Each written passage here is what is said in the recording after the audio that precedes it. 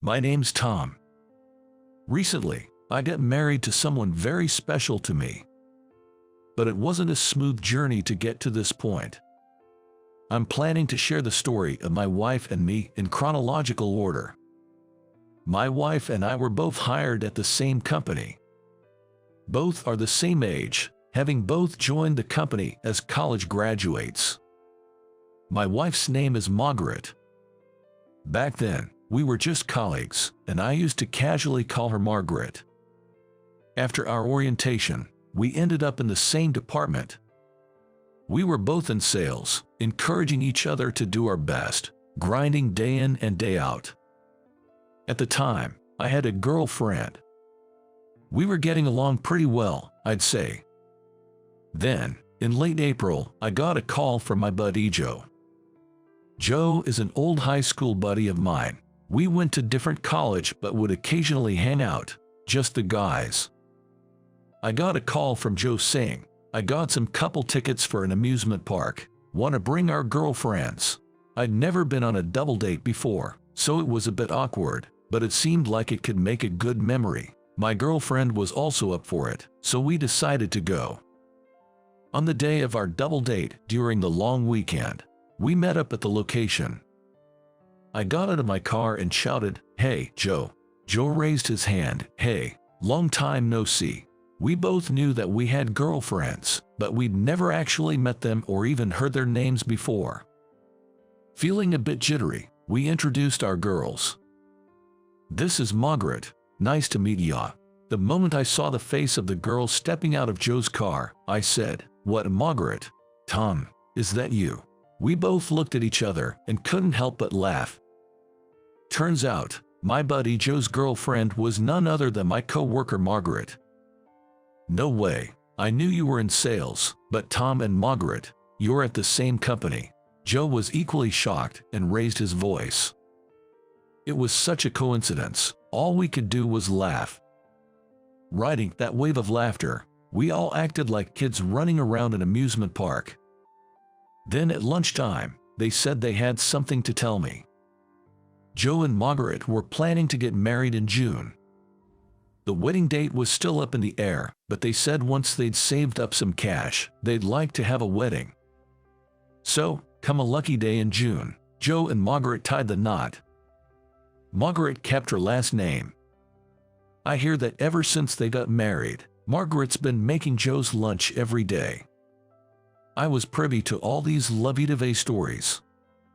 But as for me, I got dumped by my girlfriend that fall. Ever since she heard Joe and Margaret were getting married, she'd been mulling over our future. I'd been thinking about it too, but what she said hit me hard. "I can't see a future with you." I asked if I'd done something wrong, but her response was vague, something like, "It just doesn't feel right." Let the past be the past, I thought, but it was a tough pill to swallow. Joe and Margaret were the ones who consoled and encouraged me. Despite being newlyweds, they'd invite me over and lift my spirits with some drinks. Best friends and co-workers, including myself. The three of us started hanging out more once Joe and Margaret got married. I thought this enjoyable dynamic would last forever. Then a new year rolled around, and spring came along. It was the spring marking our second year at the company. One Monday, when work hours had already started, Margaret was nowhere to be found. "Is she unusually off work today?" Just as I was about to ask my boss that, my phone rang. It was an old high school buddy. "Sorry to bother you at work, but I just got a call from a friend." Without any pleasantries, he sounded rushed. But the next words from him left me in shock. Joe had an accident. It was a call to tell me that Joe had passed away this morning." "What, Joe? You're kidding me. What do you mean he's gone?" I was rattled. I couldn't believe what I was hearing. "The accident happened last night. Joe was in the passenger seat of a friend's car, and an oncoming car, apparently a dozing driver, ran into the car Joe was in. He was rushed into emergency surgery but passed away in the early hours. I attended Joe's funeral. Joe Why did it have to be you? I couldn't stop the tears. The harsh reality was too much to take. Margaret held it together at first but broke down crying during the service. I couldn't bear to look at her like that, so I covered my face with a handkerchief, trying to stifle my sobs. Afterwards, Margaret took a month off work. By the time she came back, she had lost a lot of weight. When she returned, she came to my desk. "Tom, thanks for all the emails. Sorry for worrying you." Margaret smiled, but I could tell she was still forcing it. "Even I can't believe that Joe's gone. That's why I've been so worried about Margaret. During her time off, I have been sending her emails at night. Are you eating properly? Getting good sleep in your bed?" That's all I could really ask in my emails. But Margaret told me she appreciated those messages. Being alone at night was tough for her. When she got home, the loneliness hit her hard, and she couldn't get anything down. When she got an email from me, it made her think that she had to at least try to live a normal life. Even if it was just one sandwich, she managed to eat it. Seeing Margaret like that, I couldn't bring myself to say, "I hope you get better soon." All I could do to make her feel even a little bit better was to invite her out for dinner after work. I've tried a couple of times with colleagues who are also worried about her, but she declined, saying she's not up for it yet. But we kept asking her. And eventually, she accepted our invitation. Her appetite was small, but seeing Margaret say the food was good and actually eating a little made me feel somewhat relieved. On our way back from dinner, as we live in the same direction, Margaret and I walked down the night streets together. Then Margaret started talking about Joe. "He is in the cemetery now, and all that's left at home is his portrait. I'm really alone now." Margaret started to cry, her tears flowing freely. All I could do for her was offer her my handkerchief and rub her back. Her sorrow from losing Joe is beyond my own. With that thought, I found myself at a loss for words. "I'm sorry, thank you." Margaret had been crying for a while, but she said that and started walking again. I had initially planned to only walk her part of the way home, but I couldn't bear to let her walk alone in her current state, so I ended up walking her all the way to her house. There, I lit a candle in memory of Joe. Pictures from the funeral, along with cheerful photos of Margaret and Joe, adorned the room. Seeing that, I couldn't hold back my tears either.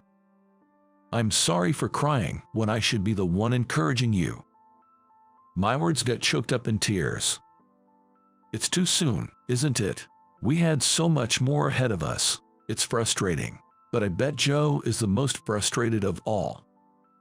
Margaret said that as she wiped away her tears.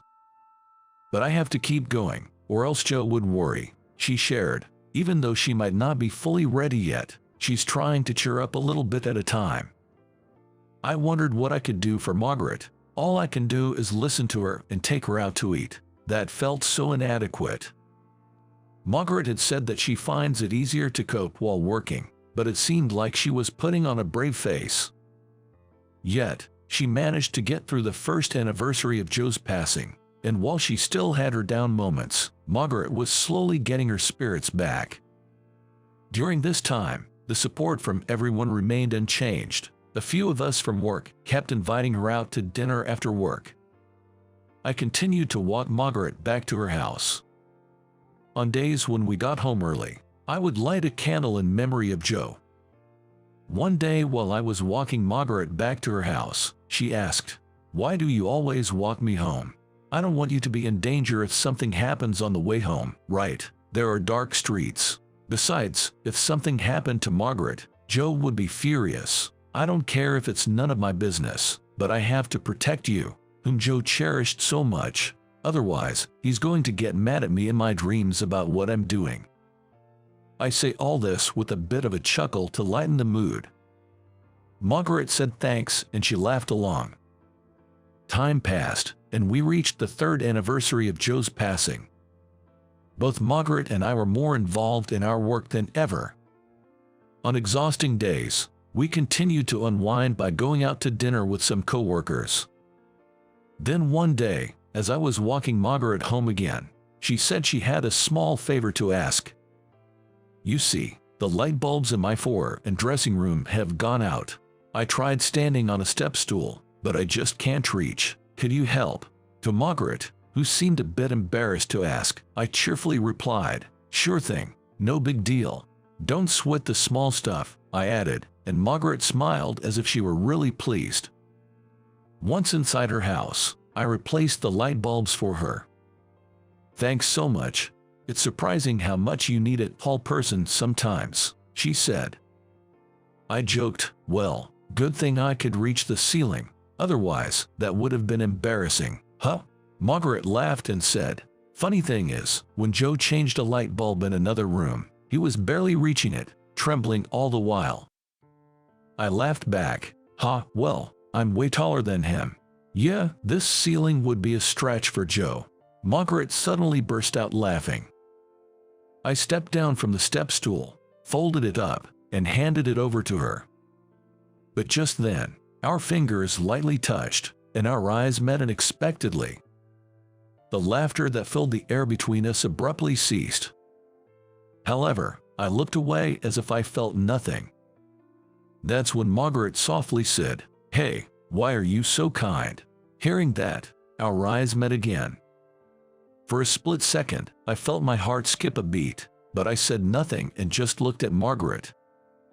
You're always encouraging me, and you're always concerned. You're too kind. I might get the wrong idea. Margaret spoke slowly, and once again, I felt my heart flutter. But then she said, just kidding. Sorry, forget it. Geez, maybe I'm a little tipsy today, and went on to put away the step stool as if nothing had happened.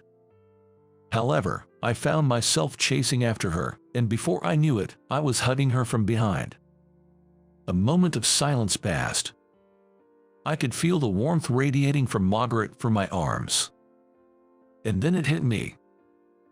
The feeling that I wanted to protect Margaret was there, and it wasn't just as a co-worker or as a friend's wife. I was falling for Margaret. But the moment I realized this, my buddy Joe's face flashed through my mind. So I loosened my arms that were wrapped around her. Sorry, I might be a little tipsy too. I apologized to Margaret. Margaret shook her head, saying no, and turned towards me. A tear was visible in her eye. I lifted my gaze slightly, and it landed on Joe's framed photo. Without a word, I walked up to the photo and lit a candle. In my heart, I whispered, sorry, Joe, unable to say anything else. Then I told Margaret, see you at work tomorrow, and left her house. The next day at the office, Margaret and I acted as if nothing had happened. But from that day on, every time our eyes met, it felt as if we were swallowing something. I suspected Margaret felt the same way. These days continued for a while. And then one day, while I was walking Margaret home after having dinner with coworkers, an unusual silence filled the air. The words we'd been holding back since that moment had been gradually growing stronger. I stopped walking. Margaret noticed and stopped too. Then, I finally told Margaret how I felt. Is it so bad if it's me? I want to be by your side, in any way possible. That was my true, sincere feeling. Margaret looked at me and after a moment of silence, nodded, yes. She had accepted my feelings. But it wasn't the end. On my day off that week, I went to a certain place. I stood in front of Joe's grave. This was important news. I wanted to say it here, where Joe was. Joe, I've come to make a resolution. I'll make Margaret happy, and I'll take good care of her on your behalf too. So please, accept that I'll be the one with her. I promise, I'll protect her smile no matter what. I said that, then bowed my head in front of Joe's grave. How long I closed my eyes and bowed, I can't say. Suddenly, I felt a gentle, warm breeze blow by. I lifted my head. and looked at Joe's grave, asking, "Do you forgive me?" I posed the question like that. Then another warm breeze blew. It felt like Joe was answering me. That warm wind had a kindness to it that reminded me of how Joe used to speak. I said, "Thank you," and bowed my head deeply once more. "I promise, I'll absolutely keep this vow." I swore that to Joe. As I left, I turned towards Joe's grave one last time and said, "Joe, I'll be back." With that, I walked away. A decade has passed since then. We had just recently observed the 13th anniversary of Joe's passing. Margaret and I have been together ever since, living in a committed relationship, much like a common law marriage. On a day that came after that, Margaret suddenly said she had something important to discuss. It was on our way back from visiting Joe's grave to honor his memory. It had become our custom to pause and rest at a park before heading back home after these visits. That's when Margaret suddenly turned serious and started speaking. "Tom, it's been a while, and we just had Joe's 13th memorial service, so I've been thinking it's about time. I know we shouldn't rush to conclusions, but we need to think about our own lives too. I'm sorry for everything up to this point. Thanks for being there for me. So, here's this." In Margaret's trembling hand was a marriage license. I hugged Margaret tightly. "Don't apologize. I'm the one who said any form of us is fine, right?" Margaret broke into tears, nodded yes, and forced a smile. "Hey, don't cry. If you do, I'll feel like I've broken a man-to-man promise." I cheerfully said that to prevent Margaret from crying any further. Margaret laughed and said, "What's this man-to-man promise you were talking about?" "Well, never mind that." I hugged Margaret again and looked up at the sky. "Joe, I promise to keep my word to you." I'm sure Joe is watching over us, happy to see Margaret smiling. And so, we became a married couple. 2 years later, a new life was born into our family. A cute little girl who looks like Margaret. And on the day our child was born, there was a meteor shower. It was a special day for other reasons too. Joe loved stargazing. Both Margaret and I knew that. So we couldn't help but think that he was sending his blessings for a safe childbirth and our happiness. The child was safely born, full of energy. And she has since filled our lives with her adorable laughter. To ensure that the family we're committed to protecting can always smile. And while cherishing our loved ones as they deserve, we plan to keep living life in our own way.